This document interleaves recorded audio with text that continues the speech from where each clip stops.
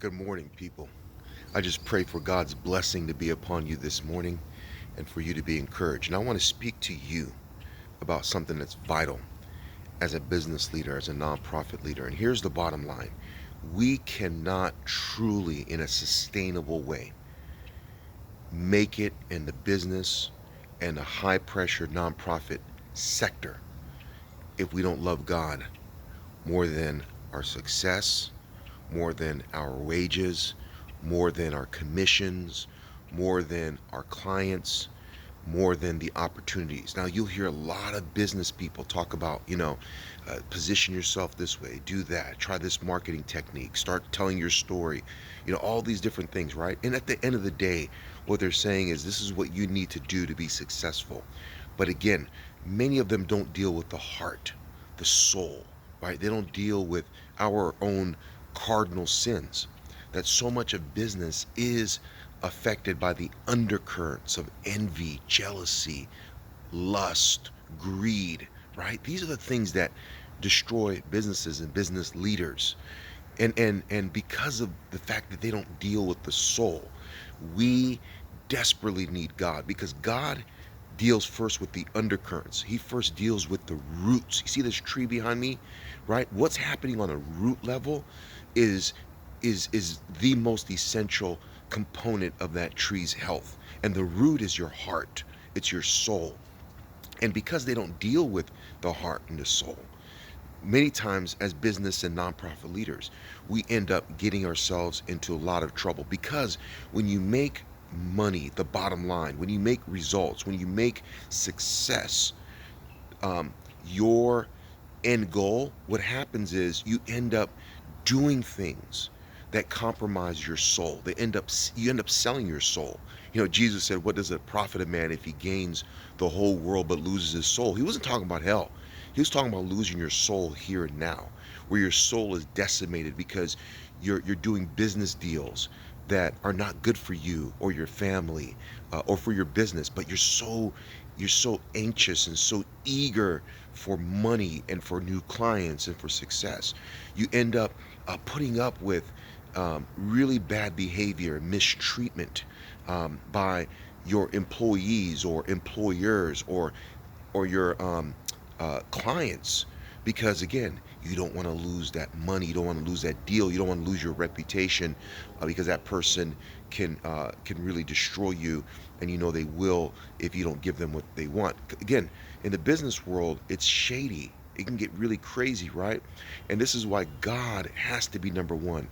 And we have to be content with God. We have to be content whether we're poor or whether we're wealthy. Paul talked about that in Philippians. He said, "I've learned the secret of contentment. When I'm doing well and when I'm doing bad, I can do all things through Christ who strengthens me." Because the secret of contentment is that you can have joy and peace even when you're broke. Okay? Because one thing they can't take from us as business leaders and as innovative leaders and entrepreneurial leaders is our ability to keep generating funds and to impact the world. Because that's really what you have. Okay? It's not what you're doing right now. And when you don't make God and understand and accept the fact that you are able to be content in all situations, you won't be able to walk away from that deal. That's not good for you. You won't be able to leave to fire that client that is mistreating you. You won't be able to quit from that company that is not the right fit for you, or has a bad atmosphere. Whatever the reality, because what happened is your soul wants success and the gold and the money so bad, you will end up selling yourself short. So what's my message for today, guys? It is so important, and your faith will be tested. Trust me. My faith is tested just this week with a client. That was really going beyond the terms of our contract, and I had to ask myself, am I okay with losing this client? And why am I not okay? What am I really afraid of? Again, this doesn't mean God wants us to be broke and we're supposed to be poor.